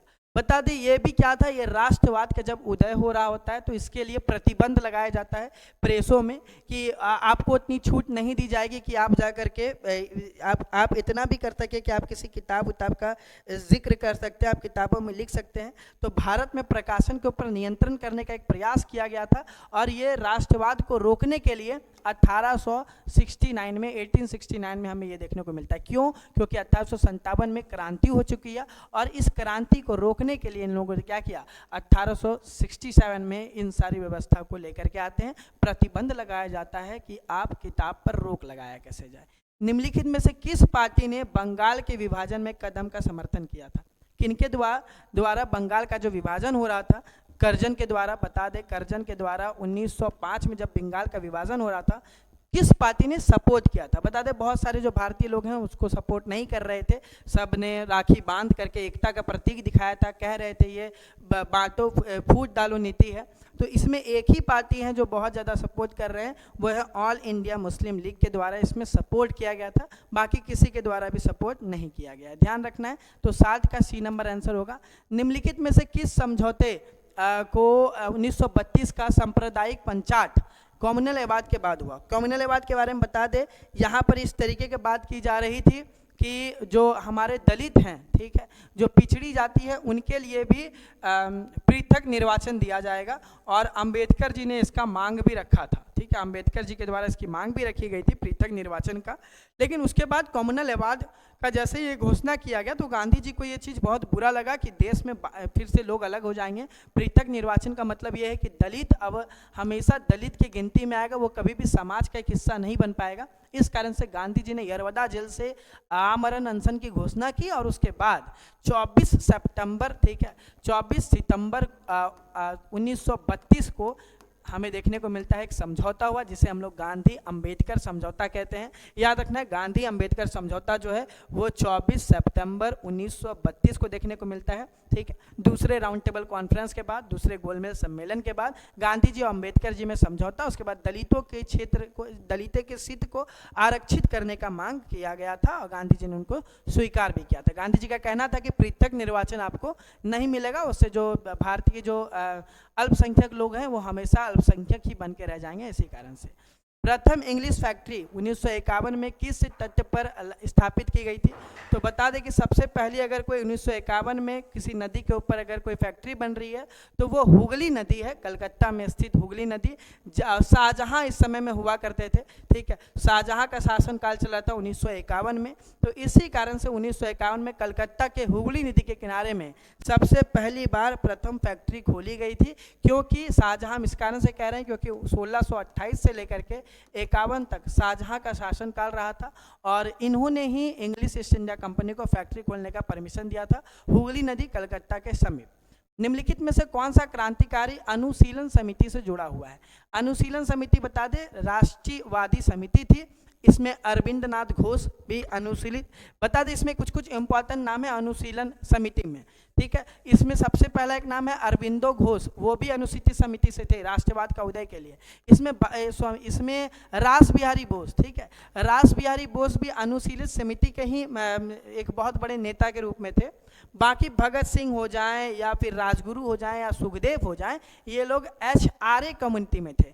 HRA मतलब हिंदुस्तान रिपब्लिक एसोसिएशन, जिसका नाम आगे बदल करके हिंदुस्तान रिपब्लिक सोशलिस्ट एसोसिएशन हो गया था, ठीक है। तो बता दें ये अनुशीलन समिति एक राष्ट्रवादी समिति थी, 1902 में ये बना। अरविंदो घोष और रास बिहारी बोस इन्हीं में आते थे और इनमें एक आदमी और हैं जितेंद्र मोहन सेन गुप्ता, कलकत्ता के थे, इनके द्वारा भी ये राष्ट्रवाद का उदय किया जाता है, ठीक है। तो इसका राइट आंसर जितेंद्र मोहन सेन गुप्ता होगा, ठीक है। तो ध्यान रखना है क्योंकि तुम्हारे जो भगत सिंह राजगुरु लोग हैं ये लोग इसका हिस्सा नहीं थे और अनुशीलन समिति जो है बाद में बनाया गया, राष्ट्रीयकरण का नीति था। बाल Gangadhar Tilak home rule league movement को बता दिए बेलगांव के पास इसकी शुरुआत की गई थी। ठीक है, जो होम रूल लीग मूवमेंट है जो एनी बेसेंट के द्वारा ये चलाया जा रहा था और महाराष्ट्र के बेलग्राम से इसकी शुरुआत की जाती है और बेलग्राम में या बेलगांव में इसकी शुरुआत बाल गंगाधर तिलक के द्वारा किया गया। बहुत ज़्यादा सक्रिय भी हमें देखने को मिलता है। 1867 में मुंबई में प्रार्थना समाज की स्थापना किनके द्वारा किया गया है? तो याद रखना इसमें आत्माराम पांडुरंग होगा। आत्माराम पांडुरंग के द्वारा ही प्रार्थना समाज की स्थापना की गई थी, जिसमें एक ईश्वर के ऊपर बात किया गया था कि हमें एक ईश्वर को मानना है और मूर्ति पूजा का बहुत बड़ा विरोध भी हमें देखने को मिलता है। साथ ही समाज में बहुत कुरीतियों के ऊपर भी इन लोगों ने आलोचना किया था, जैसे कि हमें देखने को मिलता है कि इन्होंने सती प्रथा का महिलाओं को शिक्षा देने का बात इन्हीं प्रार्थना समाज में रखा गया था, जिसकी स्थापना आत्माराम पांडुरंग ने की थी। बिहार का कौन सा उत्सव है जो फसल कटाई के लिए जुड़ा हुआ है? तो बता दें कि हमारे बिहार में एक गेहूं कटने के बाद एक बहुत बड़ा पर्व मनाया जाता है और इस दिन लोग सत्तू ये खाया करते हैं, शायद जानते होंगे आप लोग। तो वो छठ नहीं होगा, वो सतुवानी होगा, झूलन नहीं होगा। और सोहराय जो है वो झारखंड के फसल कटाई से संबंधित है, लेकिन सवाल जो है वो बिहार से पूछा गया है, तो झारखंड का नहीं है। अगर झारखंड पूछा होता तब सोहराय हो जाता, इस कारण से इसका राइट आंसर सतुवानी होगा। बिहार के किस जिले में पहली बार सोलर एनर्जी पार्क का बात किया गया है? तो सोलर एनर्जी पार्क बिहार सरकार के द्वारा लखीसराय में बनाया जा रहा है। ये पूरा पार्क सोलर एनर्जी पार्क रहेगा, सूरज के द्वारा इसका नियंत्रण किया जाएगा, वैसे ही सारी चीज़ें लगाई जाएंगी। लखीसराय बिहार में ये देखने को मिलेगा। प्राचीन भारत का वह प्रसिद्ध बौद्ध महाविहार विश्वविद्यालय कौन सा है जो आज बिहार में स्थित है? और विश्व का सबसे पुराना विश्वविद्यालय है, बता दें, नालंदा विश्वविद्यालय, क्योंकि इसकी स्थापना जो है कुमार गुप्त के द्वारा की गई थी और बहुत ही प्रसिद्ध हमें देखने को मिलता है। विद्यापति किस युग के महान कवि हैं? तो माना जाता है कि विद्यापति जो है वो आदिकाल के बहुत बड़े महान कवि हैं। ठीक है, तो इसका राइट आंसर आदिकाल होगा। सोमनाथ मंदिर के निर्माण का श्रेय किनको दिया जाता है? तो ये जो सोमनाथ मंदिर का निर्माण का श्रेय ना ही चंद्रगुप्त मौर्य को, ना ही राजा मानसिंह को, ना ही विक्रमादित्य को, क्योंकि राजा जो सोमनाथ मंदिर है ये बहुत सारे वंशों में बना हुआ एक मंदिर है और माना जाता है कि इसका निर्माण का श्रेय जो है वो, तो इसलिए इसका राइट आंसर तो पहले हो जाएगा कि इनमें से कोई नहीं, और ये जो श्रेय मिलता है वो सरदार वल्लभ भाई पटेल को मिलता है। याद रखना है कि सोमनाथ मंदिर का जो श्रेय है वो सरदार वल्लभ भाई पटेल को, जूनागढ़ जब वो अपने अंदर मिला लेते हैं उसके बाद सरदार वल्लभ भाई पटेल को इसका श्रेय दिया जाता है। उन्होंने इस मंदिर को निर्माण कराने में कार्य किया था। तो हम लोग अभी तक अर्थशास्त्र और इतिहास के सारे पोर्शन को देख लिए हैं। भूगोल, राजनीतिक विज्ञान और करंट अफेयर्स सुमित सर के साथ देख लिए हैं। आगे का जो भी पोर्शन है वो मैथ और साइंस, गणित और विज्ञान आगे जो टीचर्स आएंगे उनके साथ देखने को मिलेगा। तो ऊंची उड़ान के प्लेटफॉर्म में इतना ही था और हम आपसे विदा लेते हैं। जय हिंद मेरे दोस्त, मेरे भाई बहन, आप सभी का स्वागत है ऊंची उड़ान के इस क्लास में। तो दोस्तों आज हम बात करने वाले हैं एसआई सेट का प्रैक्टिस नंबर 34 का, जिसमें साइंस और मैथमेटिक्स का पोर्शन मैं कवर करने वाला हूं। तो चलिए शुरू करते हैं आज का ये वीडियो। हमारा पहला क्वेश्चन हो जाता है, यदि प्रकाश, यहाँ क्या दिया है, यदि प्रकाश की किरण अवतल दर्पण के वक्रता केंद्र से होकर गुजरती है, यहाँ ध्यान रखिएगा, वक्रता केंद्र से होकर गुजरती है, तो आपतित किरण और परावर्तित किरण के बीच बनने वाला जो कोण है वो डॉट डॉट के बराबर होता है। तो आपको पता होना चाहिए जो होता है अवतल दर्पण वो इस साइज का होता है। यहाँ पे आपका फोकस हो जाएगा, यहाँ पे वक्रता केंद्र हो जाएगा और यहाँ पे अनंत हो जाता है। ठीक है, तो कोई भी किरण वक्रता केंद्र से जब गुजरेगी और इससे अवतल दर्पण से टकरा के वापस जाएगी तो इसी रास्ते वापस जाती है, दूसरे रास्ते से वापस नहीं जाती है। तो बीच में कोई कोण यहाँ पे नहीं बन रहा है, यानी 0 डिग्री कोण यहाँ बन रहा है। तो ऑप्शन ए सही हो जाएगा। ठीक है, ऑप्शन ए हमारा सही हो जाता है।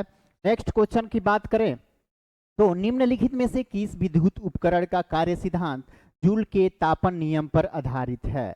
किसका है? तो ये इमर्सन रॉड। ठीक है, यहाँ क्या पूछ रहा है, यहाँ क्वेश्चन पूछ रहा है कि निम्न में से किस विद्युत उपकरण का कार्य, विद्युत उपकरण की बात किया जा रहा है, कार्य सिद्धांत जूल के तापन नियम पर आधारित है। तो इमर्सन रॉड जो होता है, आप चाहे हीटर में, इसे हीटर में या ओवन में, ये सब खाना बनाने वाला जो उपकरण होता है और इन सब में इसी का ही उपयोग किया जाता है। तो हमारा सही ऑप्शन क्या हो जाता है? ए। ठीक है, खास करके हीटर में आप लोग को देखने को मिलता होगा ये वाला रॉड। आगे की बात करें तो बल्ब के फिलामेंट को प्राप्त करने के लिए अत्यंत पतला और लंबा बनाया जाता है। बल्ब के फिलामेंट को डॉट डॉट प्राप्त करने के लिए अत्यंत लंबा और पतला क्यों बनाया जाता है तो वो देख लेते हैं। तो ये उच्च प्रतिरोध के चलते बनाया जाता है। अगर देखिएगा कोई बल्ब बनाया जाता है यदि, ठीक है, कोई बल्ब ऐसे ही तो रहता है, इसमें से बीच में से एक फिलामेंट निकला रहता है, यहाँ पे कुंडली नुमा संरचना रहती है बल्ब के अंदर। बल्ब के अंदर कुंडली नुमा संरचना इसलिए बनाया जाता है क्योंकि वो बनाने से तार अधिक मात्रा में खपत होगी, यानी लंबे तारों का प्रयोग उसमें होगा, जिससे इसका प्रतिरोध बढ़ जाएगा। और प्रतिरोध बढ़ जाने के बाद यहाँ पे ऊष्मा पैदा होती है और उसके बाद बल्ब जलना प्रारंभ कर देता है। ठीक है, तो उच्च प्रतिरोध के कारण ऐसा किया जाता है, उच्च प्रतिरोध। ऑप्शन ए सही हो जाता है। फिर बात कर लें नेक्स्ट क्वेश्चन की, तो एक प्रतिरोधक में, कोई प्रतिरोधक है, एक प्रतिरोधक में जब प्रतिरोध को दोगुना कर दिया जाता है तो धारा का क्या होता है। तो देखो प्रतिरोध इसका क्या होता है, एक सूत्र आप लोगों ने पढ़ा होगा, V बराबर IR। भी ये क्या हो जाता है, विद्युत धारा या आप कह सकते हैं वोल्टेज, जिसको कहते हैं वोल्टेज। V का मतलब क्या होता है, वोल्टेज। ठीक है, वोल्टेज या विभवांतर। ठीक है, विभवांतर ही खास तर्क मानिए। I बराबर क्या होगा, धारा हो जाता है, धारा। और R बराबर रेजिस्टेंस, वही प्रतिरोध हो जाता है। यहाँ ध्यान रखिएगा, यहाँ जो कह रहा है यदि प्रतिरोध में जब प्रतिरोध को दोगुना कर दिया जाता है तो धारा का क्या होगा। तो धारा यहाँ देखिए, ये बढ़ेगा तो ये घटेगा और ये घटेगा तो ये बढ़ेगा। जाहिर सी बात है, ये वोल्टेज के बराबर ही, विभवांतर के बराबर ही ये रहेगा, IR दोनों मिलके। एक बढ़ेगा तो एक घटेगा, एक घटेगा तो दूसरा बढ़ेगा। ठीक है, तो यही हो जाता है, ऑप्शन बी हमारा सही हो जाएगा। धारा आधी हो जाती है, जब इसका प्रतिरोध दुगुना होगा तो धारा ऑटोमेटिक आधी हो जाएगी। फिर आगे की बात कर लेते हैं 17.5 नंबर क्वेश्चन की। तो घर्षण सतहों की चिकनाई पर निर्भर करता है, घर्षण सतहों की चिकनाई पर निर्भर करता है, ये आप सभी को पता है। घर्षण का बल हमेशा लागू बलों को करता है, क्या लागू करता है, तो विरोध, विरोध करता है। ठीक है, क्या करता है, तो घर्षण हमेशा बल जो लगाते हैं उसका विरोध करता है। अगर आप चिकनी सतहों पे चलेंगे तो वहां पे फिसल जाएंगे, फिसलेंगे, वहां पे बल का विरोध नहीं किया जाता है, लेकिन वो खुरदुरा रहेगा तो वहां पे बल का विरोध किया जाएगा। ठीक है, जितना ज्यादा खुरदुरा उतना ही ज्यादा विरोध। अगर पहाड़ बराबर खुरदुरा होगा तो उतना ही विरोध, इतना विरोध कि आगे नहीं बढ़ पाइएगा आप। ठीक है, चलिए आगे देख लेते हैं हम लोग नेक्स्ट क्वेश्चन 76 नंबर देख लेते हैं। 25 अंश सेल्सियस यानी 77 फ़ारेनहाइट के बराबर होता है। 25 अंश सेल्सियस पर आसुत जल, आसुत जल में ध्वनि की अनुमानित गति होती है, कितना होता है, तो 1498 होता है। ठीक है, 25 अंश सेल्सियस पे ध्वनि का गति पूछ रहा है, कितना होता है, तो 1498 होता है। और आपको पता होना चाहिए कि जब ध्वनि का जब टेम्परेचर बढ़ेगा तो ध्वनि की चाल भी बढ़ेगी, और जब टेम्परेचर घटेगा तो ध्वनि की चाल भी घटेगी। ध्वनि डिपेंड करता है टेम्परेचर पे भी। ठीक है, ताप पे डिपेंड करता है ध्वनि, ताप बढ़ेगा तो ध्वनि की चाल भी बढ़ेगी और ताप घटेगा तो ध्वनि की गति भी घटेगी। नेक्स्ट क्वेश्चन देख लेते हैं। एक सीधी रेखा में गति करने वाली वस्तु द्वारा लगाई गई शक्ति तथा डॉट डॉट गुणनफल के बराबर होता है। ठीक है, शक्ति और क्या पूछ रहा है यहाँ पे, शक्ति बराबर बल गुणे वेग। एक फार्मूला आप लोग पढ़े होंगे, शक्ति बराबर, शक्ति यहाँ पे फार्मूला एक पढ़े होंगे, शक्ति बराबर बल गुणे वेग। ठीक है, ये फार्मूला होता है, शक्ति बराबर बल गुणे वेग। तो ये तीनों का संबंध यहाँ पे दर्शाना है। क्या कर रहा है, एक सीधी रेखा में गति करने वाली वस्तु द्वारा लगाई गई शक्ति, शक्ति बल तथा डॉट डॉट गुणनफल के बराबर है। बल और किसके गुणनफल के बराबर है शक्ति, तो वेग के, वेग के। ऑप्शन ए सही हो जाता है हमारा, ऑप्शन ए सही हो जाता है। नेक्स्ट क्वेश्चन देख लेते हैं। डॉट डॉट को उष्मा तरंगों के रूप में भी जाना जाता है। तो अवरक्त किरण जो होती है, अवरक्त किरण, इसको उष्मा तरंग के रूप में भी जाना जाता है। ऐसा क्यों होता है, ठीक है। अवरक्त तरंगे जो होती हैं वो गर्म वस्तुओं से ही निकलती हैं। जो भी गर्म वस्तुएं हैं उसमें से अवरक्त तरंग निकलेगी और वो जिस वस्तु पे पड़ेगी उसको भी गर्म कर देगी। ठीक है, उसको भी गर्म कर देती है। तो हमारा ऑप्शन सी सही हो जाता है। फिर देख लेते हैं क्वेश्चन नंबर 79। पहला इलेक्ट्रॉन कोष जो नाभिक के सबसे नजदीक होता है वह कभी भी त इलेक्ट्रॉनों से अधिक नहीं होता है, जहाँ n बराबर होता है। तो देख लो यहाँ कहा क्या रहा है, देखो इलेक्ट्रॉन के जो कोष होते हैं उसका पहले कोष, ये तो केंद्रक हो गया, इसका पहला कोष ये हो गया, दूसरा ये हो गया, तीसरा ये हो गया, चौथा ये हो गया। ये किस तरह डिवाइड हो किया गया है, तो L L M N sorry K L M N के रूप में डिवाइड किया गया है। जो पहला कक्ष होता है उसको के माना जाता है, तो के में इलेक्ट्रॉनों की संख्या 2 होती है, और एल में 8 होता है, एम में 18 होता है, और एन में 32 इलेक्ट्रॉन गति करते हैं। ठीक है, तो ये पहला वाला ही पूछ रहा है, पहला वाला ही, तो पहला में कितना होगा, 2 हो जाएगा। ऑप्शन ए सही हो जाएगा, ऑप्शन ए सही हो जाएगा। नाइट्रोजन का परमाणु क्रमांक क्या है, नाइट्रोजन का परमाणु क्रमांक क्या हो जाता है, तो यहाँ ध्यान रखिएगा जो नाइट्रोजन का परमाणु क्रमांक है वो आपका कितना हो जाएगा, नाइट्रोजन का 7 हो जाएगा। ठीक है, नाइट्रोजन का जो परमाणु क्रमांक होता है वो 7 हो जाता है, नाइट्रोजन का परमाणु क्रमांक जो होता है वो 7 हो जाता है। ठीक है, ओके। और बात करें 6 किसका होता है, कार्बन का हो जाता है, कार्बन का 6 हो जाता है। 8 किसका होता है, 8 ऑक्सीजन का होता है, ऑक्सीजन का 8 होता है। और 7 किसका होता है, 7 होता है नाइट्रोजन का, नाइट्रोजन का होता है। और 5 किसका होता है, तो ये बोरॉन का होता है, बोरॉन का 5 होता है। ठीक है, 5 परमाणु क्रमांक होता है। ठीक है, अब बात करें थर्मामीटर में पारा के विकल्प के रूप में निम्नलिखित में से किसका उपयोग किया जाता है, थर्मामीटर में पारा के विकल्प के रूप में निम्नलिखित में से किसका उपयोग किया जाता है, तो ये गैलिस्टिन का प्रयोग किया जाता है। जो गैलिस्टिन बना होता है वो 3 तत्वों से मिलकर बना होता है, जो गैलिस्टिन बना होता है वो 3 तत्वों से बना होता है। ठीक है, ये कौन कौन से तत्व हैं, एक गैलियम हो जाता है, gallium plus indium plus tin, ये तीनों तत्व मिला के बनाते हैं गैलेस्टिन बनाते हैं, और यही थर्मामीटर में पारा के विकल्प के रूप में प्रयोग होता है। पीएच में पी का क्या आशय है, तो पीएच में पी का जो आशय है वो क्या हो जाता है, पोटेंशियल। पीएच का फुल फॉर्म क्या होता है, पोटेंशियल ऑफ हाइड्रोजन, यही तो दर्शाता है पोटेंशियल ये हो जाएगा। ठीक है, पोटेंशियल ऑफ हाइड्रोजन होता है। ऑप्शन बी सही हो जाता है, ऑप्शन बी सही हो जाता है। देख लेते हैं नेक्स्ट क्वेश्चन देख लेते हैं।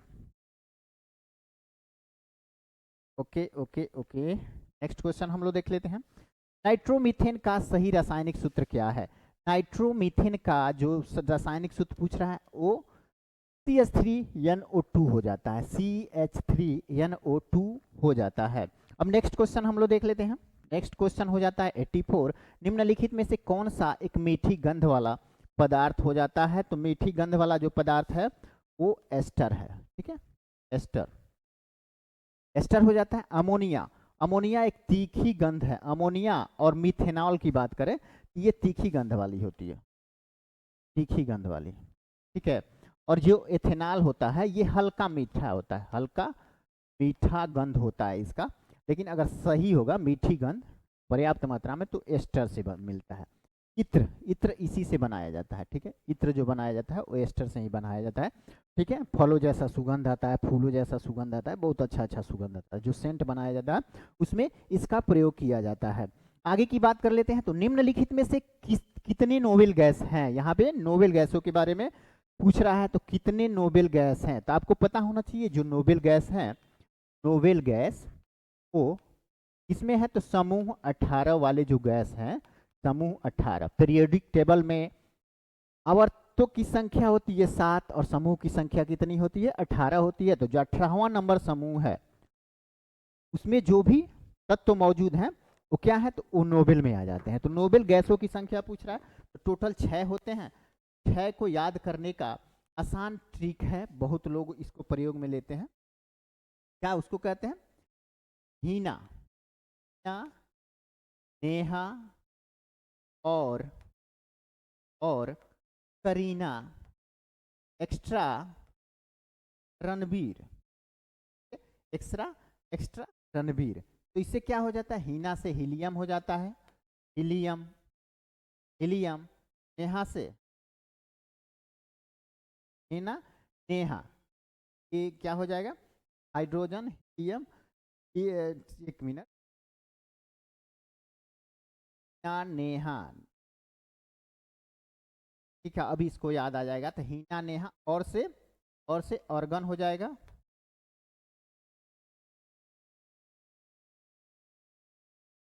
ठीक है। हीना नेहा और करीना से क्रिप्टॉन हो जाएगा, क्रिप्टॉन हो जाएगा, और एक जीनोन एक्स्ट्रा हो जाता है, जीनोन, ठीक है, एक्स्ट्रा एक्स का सिंबल है, तो जीनोन हो जाएगा, जीनोन। हीना नेहा और करीना एक्स्ट्रा रणबीर से रेडॉन, ठीक है। ये हमको याद नहीं आ रहा, हमें मिस्टेक हो गया इसलिए याद नहीं आ रहा, आप लोग को याद होगा तो आप लोग यहाँ पे नोट कर लीजिए। हीना नेहा और करीना एक्स्ट्रा रणबीर का सिंबल होता है नेहा।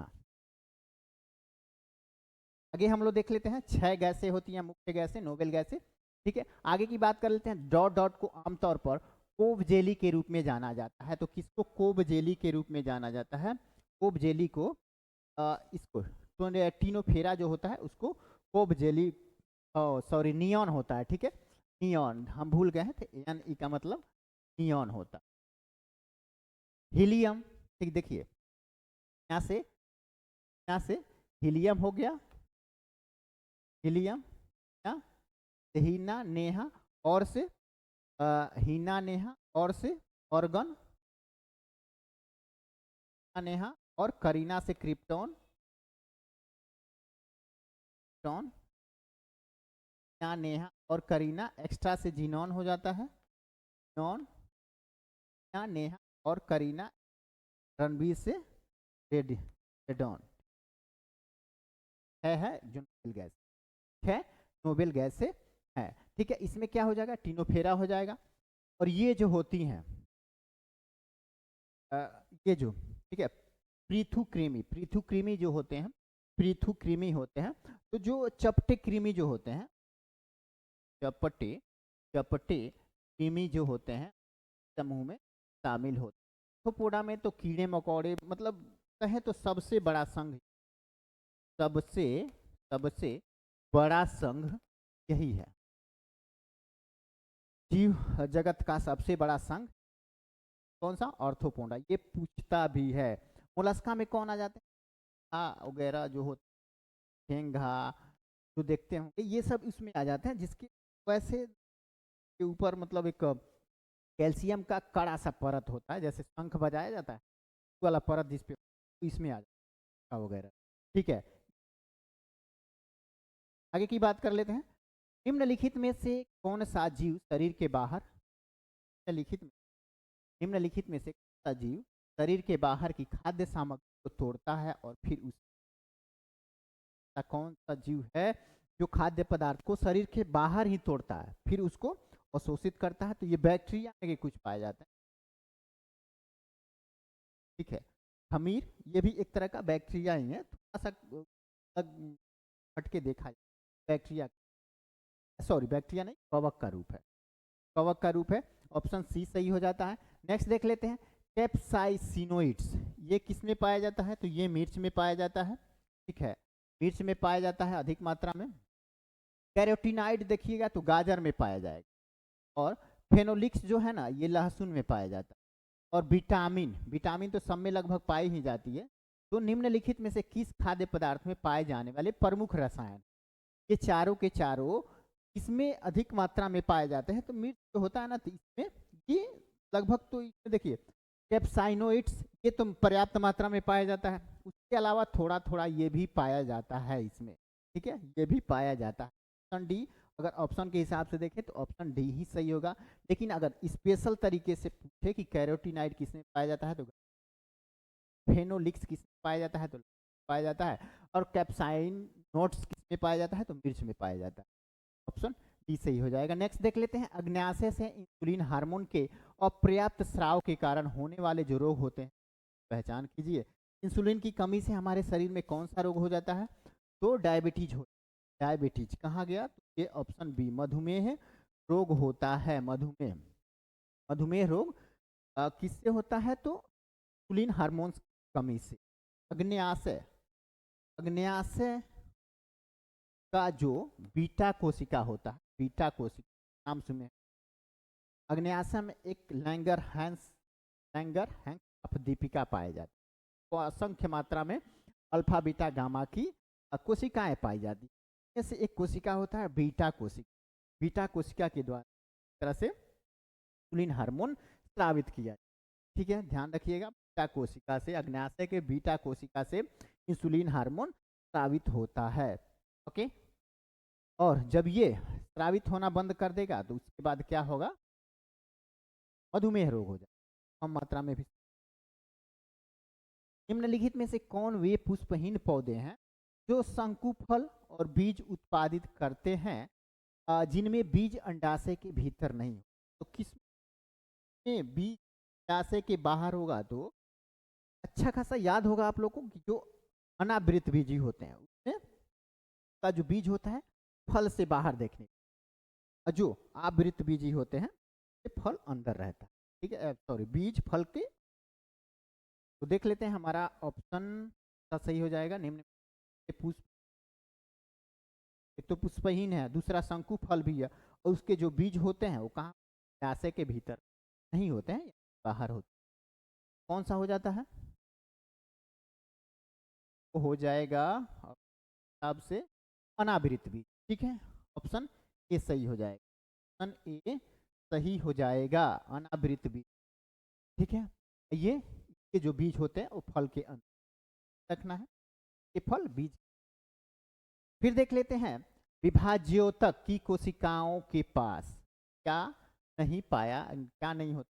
तरह से क्या नहीं होगा? फल जहां से बनता है ज्यादा वहीं पे देखने को, पत्तों वाले स्थान पे जो नर्म पत्ते निकलते हैं वहाँ पे भी ये बनता है। लेकिन ये जहाँ से विभाज्य होता है, विभाज्य जहाँ से कोशिका मतलब दो टहनियाँ निकली या कोई भी कोशिका विभाजन जहाँ होता है वहाँ पाई जाती है। बाकी का भित्ति का द्रव और केंद्रक वहाँ पे मौजूद होता है। नेक्स्ट देख लेते हैं, सूंघने वाले संकेतक निम्नलिखित में से परिवर्तन दर्शाता है। वाला जो संकेतक होता है वो क्या दर्शाता है? तो गंध दर्शाता है। ये तो कॉमन सेंस वाली बात है कि गंध दर्शाता है। फिर देख लेते हैं इनोट्राइड नोड्स। इनोट्राइड नोड जो होता है कहाँ पाया जाता है? तो ट्राइड नोड हमारा धड़कन दिल होता है। ठीक है, हृदय, हृदय का जो दाहिना अलिंद होता है, दाहिना अलिंद कहाँ? हृदय के दाहिने अलिंद, दाहिना अलिंद जो होता है इनोट्राइड नोड कहाँ पाया जाता है? तो हृदय के दाहिने अलिंद में पाया जाता है। तो ऑप्शन बी सही हो जाएगा। अब देख लेते हैं जटिल वैज्ञानिक गणनाओं के लिए किस प्रोग्रामन भाषा का प्रयोग किया? वैज्ञानिक गणनाओं भाषा का प्रयोग किया जाता है तो फोर्ट्रॉन, ये वैज्ञानिक के लिए हो जाता है। ठीक है, ये और कोबोल, कोबोल किसके? बिजनेस के लिए। का फुल फॉर्म भी कभी कभी पूछ, कॉमन बिजनेस ओरिएंटल लैंग्वेज का फुल फॉर्म होता है, का full form common business of oriented language, oriented language, ध्यान रखिएगा। कोबोल का ये बिजनेस, यहाँ पे बिजनेस दिया हुआ कॉमन बिजनेस, बिजनेस में ये प्रयोग होता है बिजनेस में। फोर्ट्रॉन एक तरह से वैज्ञानिक कार्यों में ये प्रयोग होता है। और पास्कल जो होता है, पास्कल जो होता है तो शिक्षा के क्षेत्र में खास तौर पे जो ये सब बनाने वहाँ पे ये मतलब बढ़िया चीज वहाँ पे काम आता है। फिर बेसिक तो सीखने के काम आता है। ही हम लोग सीखते हैं। फिर बात कर लें ईमेल का फुल फॉर्म क्या होता है, तो ईमेल का फुल फॉर्म क्या होगा, इलेक्ट्रॉनिक मेल। कहाँ है इलेक्ट्रॉनिक, ये तो इलेक्ट्रिक मेल हो गया, इसमें कंफ्यूज नहीं होइएगा। इलेक्ट्रिक मेल होता है, इलेक्ट्रॉनिक मेल होता है। बात करें इलेक्ट्रॉन की खोज किसने की थी, तो 1971 में रे टॉम लिंगन ने की, टॉम लिंगन ने की, ठीक है। रे टॉम लिंगन ने 1971 में इलेक्ट्रॉनिक मेल की खोज की थी, और ये 2004 में, ध्यान, सार्वजनिक रूप से 2004 में ये प्रस्तुत, तब आम जनता को ये 2004 से प्राप्त हुआ, ठीक है? लेकिन इसका आविष्कार जो हो गया था घर में रे टॉम लिंगन को क्या कहा जाता है, तो जीमेल का पिता कहा जाता है, ठीक है। मेल होता है, मेल का पिता इन्हीं को, रे टॉम लिंगम को। फिर आगे की बात कर ले हम लोग, तो नेक्स्ट क्वेश्चन हम लोग का हो जाता है क्या, तो मैथमेटिक्स हो जाता है। तो चलिए इसको सॉल्व कर लेते हैं। बहुत इजी इजी मैथ का क्वेश्चन आता है, और ये मुश्किल 5 से 10 के बीच में बिहार असाइन देखने को, कभी 10 भी कर, ये कम ही रहता है, उससे ज़्यादा क्वेश्चन, और जो भी रहता है बड़ा इजी रहता है, अर्थमेटिक रहता है, ठीक है, एडवांस मैथ नहीं रहता, ध्यान रखिएगा, बहुत इजी क्वेश्चन रहता है। तो ये एक तरह से चांस आप गंवाना नहीं। अब देख लेते हैं, एक क्लब में महिलाओं का पुरुषों की संख्या से अनुपात जो है वो संबंधित 2 के रेशियो। कोई क्लब है जहां मेल मेल और फीमेल में 2 रेशियो कितना है, सॉरी 3:2 का अनुपात है, यही है। हाल ही में 300 महिलाएं क्लब में, और अनुपात 5। देखो अब जब 300 महिलाएं शामिल हो, रेशियो 5:2 हो जाता है। इसमें परिवर्तन हुआ है, मेल महिला में, महिला होगा ना जी, मेल फीमेल कर देते हैं हम, डिफरेंट कर दें, यहाँ पे फीमेल कर देते हैं, पे मेल। अब देखो पहले 3:2 का अनुपात हुआ करता था, अब 5:2 का अनुपात है। तो ये तो नहीं बदला ना, ये तो सेम है, यही केवल बदला। तो में जितना बदलाव हुआ है ये उसको डिवाइड कर, 2 का बदलाव, 2 का वैल्यू 300 आ रहा है, तो 1 का वैल्यू कितना आएगा, 150 हो जाएगा, है ना। तो वही तो पूछ रहा है कि अब वर्तमान में क्लब में महिला सदस्यों की कितनी हो गई है, तो 5 रेशियो में आ गई है, तो 150 5 कितना हो जाएगा, 15 5 75, यानी 750 हो, 150 पूरे 5 कितना हो जाएगा, 750। नेक्स्ट क्वेश्चन देख लेते हैं 97 में क्या कह रहा है, ए और बी एक कार्य को क्रमशः 10 दिन में और 15 दिन में पूरा कर सकते हैं यदि वे ए से शुरू करते हैं और वैकल्पिक रूप से कार्य करते हैं, तो कार्य कितने दिन में पूरा होगा। देखो ये कैसे, 2 लोग हैं, एक आज कर रहा है, कल कर रहा है, दोनों की क्षमताएं थोड़ा अलग है, 10 दिन में कर पाता है, 1 दिन बाद कर केवल करे, लेकिन यहाँ पे पहले दिन ए कर रहा है, दूसरे दिन बी कर रहा है, तो इसको जोड़ लेते हैं, सॉल्व कर लेते हैं हम लोग, कैसे होगा, तो देखो a/10 प्लस b 1/12, तो दोनों को सॉल्व, अगर हम एलसीएम निकालते हैं तो कितना हो जाएगा, 12 25 60, फिर इनका पोटेंशियल कितना हो, 5 आ जाएगा, 6 आ जाएगा, तो जोड़ेंगे तो कितना, अब 11 से देखेंगे कि कितने बार में डिवाइड, 11 बजे 60 आया, तो कितनी बार में डिवाइड, 11 से 60 तो डिवाइड नहीं होगा, 55 पे आया,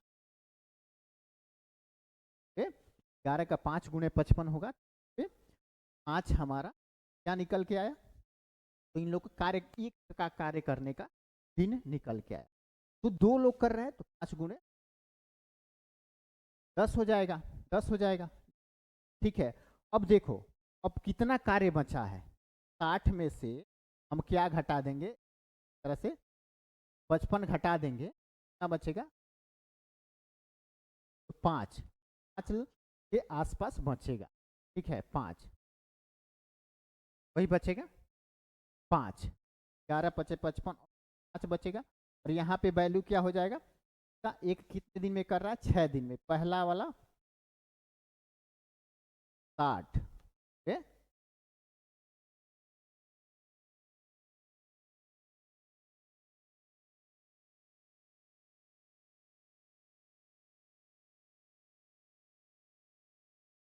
साठ 55 यही होगा, बटा 5। और दूसरा निकाल देते हैं, मतलब एक तरह से 60 रेशियो आया है, 60 रेशियो आया है, तो एक का कार्य करने की जो क्षमता है वो 10 है। 10 से डिवाइड कर देंगे, 10 से तो बचा 6, और यहाँ पे तो ये 6 दिन में कर रहा है, लेकिन वहाँ पे कितने दिन, 5 बचा हुआ है, 5 बटे 6।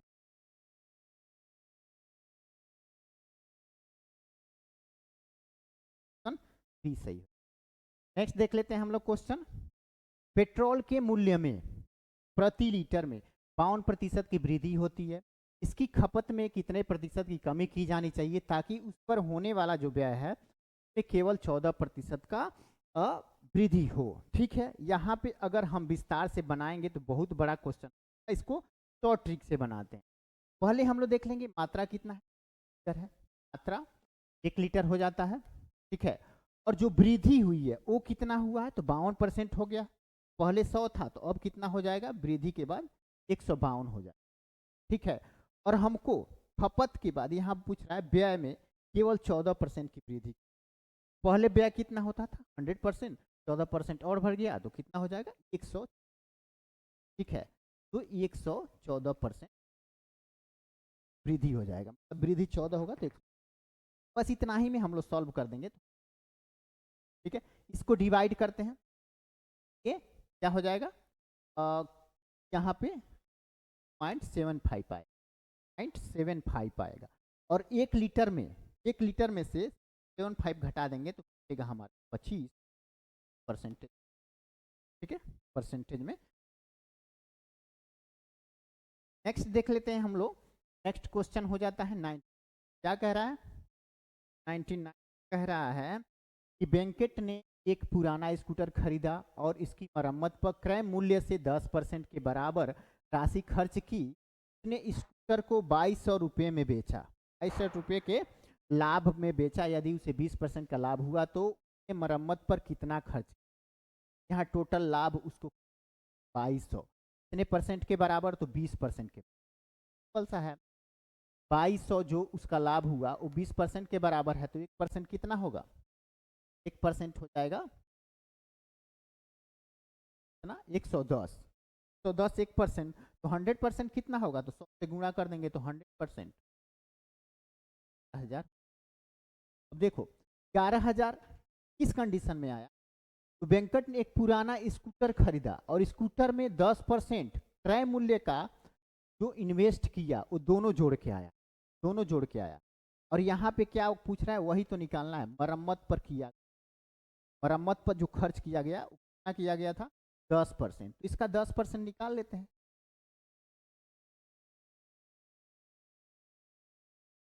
लेते हैं 11,000 किस कंडीशन में हुआ था, जब x का 110%, 10% हमको 10% ही निकालना है, कट जाएगा 11, कट जाएगा, बचा कितना, तो 100, यहाँ पे 10%, सॉरी 1,000 आएगा, ये 2 जीरो प्रॉफिट आ जाता है, 30 सही हो। देख लेते हैं, रानी की बहन की आयु उसकी आयु से 4 वर्ष अधिक है, यदि उस आयु 28 वर्ष है तो रानी की याद करना, ये घटाना, 28 में 4 घटा देते, यही हमारे पर हो जाता है, ठीक है। तो आज का हमारा जो डिस्कशन क्लास था समाप्त होता है। अगर आप लोग को ये वीडियो अच्छा लगा हो, लाइक शेयर और सब्सक्राइब करना ना भूलिए। मिलते हैं नेक्स्ट क्लास में, तब तक के लिए सभी को